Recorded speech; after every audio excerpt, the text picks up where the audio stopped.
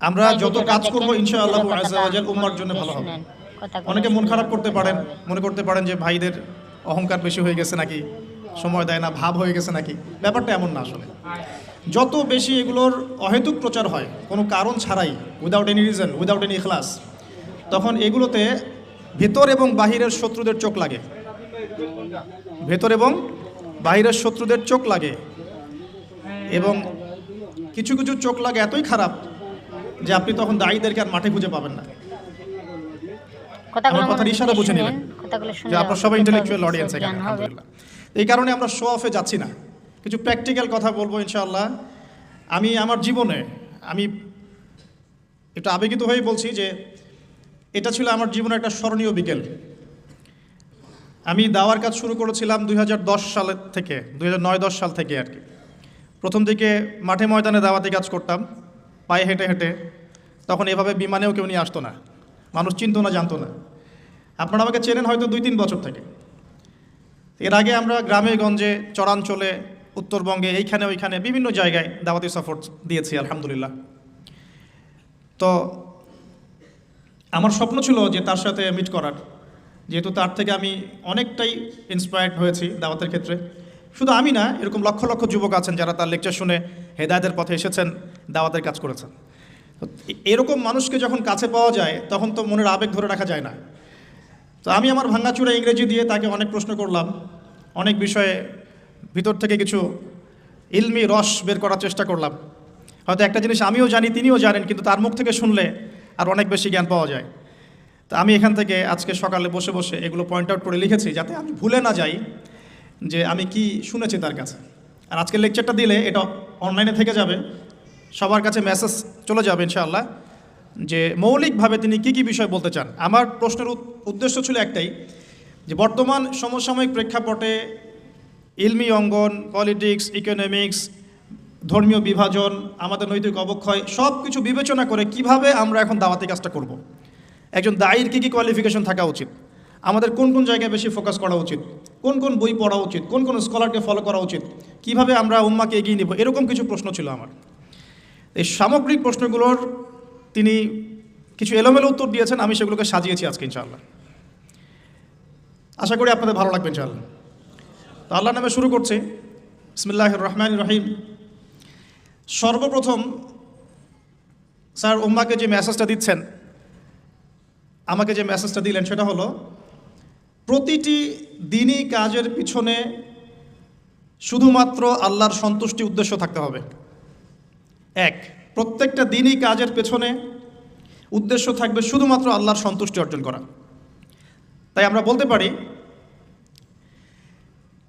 বলতে পারি আমাদের দিনই কাজের যত প্রেক্ষাপট আছে, যত ক্ষেত্র আছে, এর সব কিছুর ইখলাস ঠিক থাকতে হবে। আল ইখলাস লিল্লাহ, এটা হচ্ছে সবচেয়ে প্রথম কথা। এখন আমি একটু ব্যাখ্যা করি আপনাদের সামনে, ইখলাস কি। দিনই ইলম শিখবো কেন, মানুষ আমাকে বড় স্কলার বলবে, এটা ভাবলেই জাহান্নামে যাওয়ার জন্য যথেষ্ট। নামাজ পড়বো কেন, মানুষ আমাকে দেখে নামাজি বলবে, জাহান্নামে যাওয়ার জন্য যথেষ্ট। যাকাত দিব কেন, মানুষ আমাকে দানবীর বলবে, না দিলে মানুষ খারাপ বলবে, আমার জাহান্নামে যাওয়ার জন্যে যথেষ্ট। এখানে এসেছি, সবাই সম্মান দিচ্ছে, মনের মধ্যে একটা অহংকার চলে আসলো, আমি মনে হয় একটু সুপিরিয়র, আমি মনে হয় একটু বেটার, যথেষ্ট, জাহান্নামে যাওয়ার জন্যে যথেষ্ট। ইখলাস মানে কি, প্রতিটা দিনই কাজ শুধুমাত্র এক আল্লাহর সন্তুষ্টির জন্য হতে হবে। আল্লাহু আকবার। এটাই ইব্রাহিম আলাইহিস সালামের ওই স্টেটমেন্টের ব্যাখ্যা, কুল ইন্না সলাতি, বলুন আমার সলাত, ওয়া নুসুকি, আমার স্যাক্রিফাইস, কুরবানি স্যাক্রিফাইস, ওয়া মাহইয়ায়া, আমার জীবন, আমার জীবনের সব কাজ, ওয়া মামাতি, আমার মৃত্যু, সব কিছু লিল্লাহি রাব্বিল আলামিন, একমাত্র জগৎসমূহের রব আল্লাহর জন্য। That's all. তো প্রিয় ভাই বোনেরা, যারা লেকচারটা শুনবেন অনলাইন অফলাইনে, সর্বপ্রথম নসিহত আজকের টপিকটা হচ্ছে অমূল্য কিছু নসিহত ডক্টর জাকির নায়েক স্যারের মুখ থেকে। এটা আমার লেকচার না, আজকে আমি অনুবাদ করছি আর কি। অমূল্য কিছু নসিহত ডক্টর জাকির নায়েক স্যারের মুখ থেকে। আর কনভারসেশন কিন্তু একরকম হয় না। যে ব্যক্তি কোরআনও তেলাওয়াত করতে জানে না, ইসলামের বেসিক কিছুই জানে না, তার সাথে কনভারসেশন একরকম হবে। আর যিনি একজন আলেম, দায়ী, মুহাক্কিক আলেম, তাদের সাথে কনভারসেশন একরকম হবে। তো সামারিটা এরকম, সর্বপ্রথম যে মূল্যবান নসিহত আজকে আমরা করতে চাচ্ছি নিজেদেরকে, নিজেদের পরিবারকে, আমাদের মা বোনদেরকে, আমাদের দিনী ভাইদেরকে, উম্মাকে, সেটা হলো প্রতিটা ক্ষেত্রে দিনী কাজের উদ্দেশ্য হবে শুধুমাত্র আল্লাহর সন্তুষ্টি অর্জন। এটার নাম হলো ইখলাস। এর নাম কি ভাই? ইখলাস। আল ইখলাসু বিল্লাহ আও ইখলাসু লিল্লাহ, এটা সর্বপ্রথম। এটা শুধু দিনী ক্ষেত্রেই নয়, বরং দুনিয়াবি যে কাজগুলো আমরা করি, যেমন পিতামাতার সেবা করা, চাকরি বাকরি করা, ব্যবসা বাণিজ্য করা, স্ত্রী সন্তানের ভরণ পোষণ, এই কাজগুলোতেও যদি আমরা শুধু আল্লাহর সন্তুষ্টি কামনা করি তাহলে মানুষের কাছে কখনো কষ্ট পাবো না ইনশাআল্লাহ। আর যখনই আমরা অন্যের কাছে কিছু আশা করতে যাই তখনই আমরা কষ্ট পাই। স্ত্রীর জন্য করছেন, প্রবাসে থেকে কষ্ট করে টাকা উপার্জন করে দেশে পাঠাচ্ছেন। এখন আপনার যদি কাজের উদ্দেশ্য থাকে স্ত্রী আমাকে বেশি ভালোবাসবে এই ওসিলায়, তাহলে কোনো একদিন আপনি তার ব্যবহারে কষ্ট পাবেন। আর যদি ইখলাস থাকে এরকম, আমি করছি আল্লাহর জন্যে, বিকজ আল্লাহ আমাকে দায়িত্ব দিয়েছেন স্ত্রীর মুখে খাবার তুলে দিলেও আমি নেকি পাবো, আমি আল্লাহর সন্তুষ্টির জন্য এই কাজ করছি। এরপরে ভালোবাসা থাকবে, অবশ্যই থাকবে, স্ত্রীর প্রতি থাকবে, সন্তানের প্রতি থাকবে, পিতামাতার প্রতি থাকবে, কিন্তু ইখলাস কাজের মূল উদ্দেশ্যটা কি? আল্লাহ পাকের সন্তুষ্টি অর্জন। এই ইখলাস থেকে আমরা অনেক সরে আসছি বিধায় উম্মার আজকে অবস্থা হয়েছে। বিশ্বাস করেন, আমরা অনেকেই লেকচার দেই মানুষকে সন্তুষ্ট করার জন্য, আমরা অনেকে মসজিদে নামাজ পড়াই মসজিদ কমিটিকে সন্তুষ্ট করার জন্য, আমরা অনেক সময় তারাবি পড়াই মানুষকে সন্তুষ্ট করার জন্য, খুতবা দেই মানুষের মেজাজ বুঝে, কোনটা বললে লোক আমাকে রিসিভ করবে, কোনটা বললে করবে না। নামাজের কথা বলা যাবে ভাই, সুদের কথা বলা যাবে না, খুব সতর্ক। এই যে এগুলো ইখলাসের খেলাফ। বই লিখছি মানুষ আমাকে চিনবে জানবে, আমারও দু চারটা বই থাক, ইখলাস। লেকচার দিচ্ছি, সংগঠন করছেন, অ্যাসোসিয়েশন, দিনী দাওয়াতি কাজ, সাদাকা, ইখলাস। মানে আমার প্রতিটা কাজের উদ্দেশ্য একটাই, মানুষ আমাকে ভালো বলুক আর খারাপ বলুক, আমাকে হকটাই বলতে হবে আল্লাহর জন্যে। দিস ইজ কল্ড ইখলাস। আল্লাহ পাক আমাদের সবাইকে মুখলেসভাবে দিন পালন করার, প্রচার করার তৌফিক দান করুন। এক নাম্বার। দুই, তিনি বলছেন, আমি জিজ্ঞাসা করেছি যে আপনার খুসুসি আমল আমাকে বলুন। এই কথাটা আমি অন্য অনেক আলেমকেই বলেছি জীবনে, যত বড় বড় ওলামায়ে কেরামের সাথে আমার দেখা সাক্ষাৎ হয়েছে, আমি এই প্রশ্নটা করি। কারণ আমি বিশ্বাস করি প্রত্যেকটা মানুষের কিছু খুসুসি আমল থাকে। কেউ রোজা রাখে অনেক বেশি, কেউ নামাজ পড়ে অনেক বেশি, কেউ তেলাওয়াত করে অনেক বেশি, কেউ জিকির করে অনেক বেশি, কেউ পড়াশোনা করে অনেক বেশি। খুসুসি আমল যেটা আল্লাহ রাব্বুল আলামিনের কাছে পৌঁছে যায়, এর ওসিলায় আল্লাহ পাক তাকে মর্যাদা দান করেন। খুসুসি আমল আছে কিন্তু। আমাদের নবী সাল্লাল্লাহু আলাইহি ওয়াসাল্লামের খুসুসি আমল বলুন দেখি।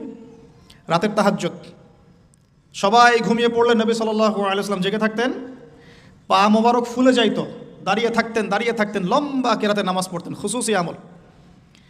দাউদ আলাইহিস সালামের খুসুসি আমল ছিল রোজা রাখতেন একদিন পর পর, খুসুসি আমল। এরকম এক এক সাহাবীর এক এক নবীর এক এক সাহাবীর খুসুসি কিছু আমল আছে। আবু বকর রাদিয়াল্লাহু আনহুর খুসুসি আমল কয়জন জানেন? ফজরের নামাজ পড়ে তিনি দূরে কোথাও চলে যেতেন। উমর রাদিয়াল্লাহু আনহু একদিন ফলো করছেন, যায় কোথায় এই মানুষটা, কারণ তাদের মধ্যে একটা কম্পিটিশন হতো আমলের, মনে আছে? কম্পিটিশনটা কোন দিন উমর রাদিয়াল্লাহু আনহু বুঝলেন যে আবু বকর রাদিয়াল্লাহু আনহু অগ্রগামী? এটাও বলে দেই, তাবুকের যুদ্ধে। কোন যুদ্ধে? ইসলামের যুদ্ধেরও বিধান আছে, কিন্তু এখনকার প্রোটেস্ট্যান্ট ইসলাম আবার ওটা কাট করে ফেলছে আর কি। এখনকার প্রোটেস্ট্যান্ট ভার্সন অফ ইসলামে আছে নামাজ, রোজা, হজ, জাকাত, জিহাদ আউট অফ কন্টেক্সট, ওটা নাই। ওটার আবার অনেক ব্যাখ্যা করা হয়েছে তালগোল পাকিয়ে, যে ওই দিকে যাচ্ছি না। তো পুরো কনসেপ্টটা ক্লিয়ার রাখবো ইনশাল্লাহ। কোরআন সুন্নাহয় সবই আছে, পরিবেশ পরিস্থিতি প্রেক্ষাপট বিবেচনায় পদক্ষেপ নিতে হবে নাকি? কেউ অন্যায়ভাবে কোনো মেয়েকে ধর্ষণ করছে, নাউজুবিল্লাহ, আপনার চোখের সামনে পড়ে গেল, আপনি কি তাকে কি দাওয়াত দিবেন? ভাই ধর্ষণ করিয়েন না প্লিজ, রিকোয়েস্ট করতেছি ভাই, আল্লাহর রাস্তায় ধর্ষণ করিয়েন না, এই কথা বলবেন? আপনার সামর্থ্য থাকলে আপনি হাত দিয়ে প্রতিহত করবেন, পিটনি দিবেন, কেসের আওতায় আনবেন, আইনের আওতায় নিয়ে আসবেন, মৃত্যুদণ্ড দিবেন, এই তো করবেন।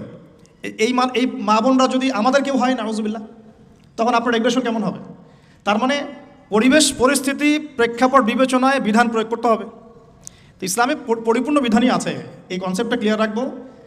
তারপরে যেটা বলছিলাম যে তাবুকের যুদ্ধে নবী সাল্লাল্লাহু আলাইহি ওয়াসাল্লাম বললেন যে তোমাদের যা যা সম্পদ আছে আল্লাহর রাস্তায় নিয়ে আসো, কারণ তাবুক যুদ্ধের সফর অনেক লম্বা ছিল, অনেক লম্বা। পায়ে হেঁটে প্রায় 1-1.5 মাস যেতে হয়েছে রোমানদের সাথে প্রথম ব্যাটল, যদিও এই ব্যাটলটা একটা অসমাপ্ত রূপে ফিরে আসতে হয়েছে গরমের মধ্যে। এই তাবুকের যুদ্ধেই কিছু কিছু সাহাবী অংশ না নেওয়ার কারণে সূরা তওবার মধ্যে আয়াতুন নিফাক নাজিল হয়েছে।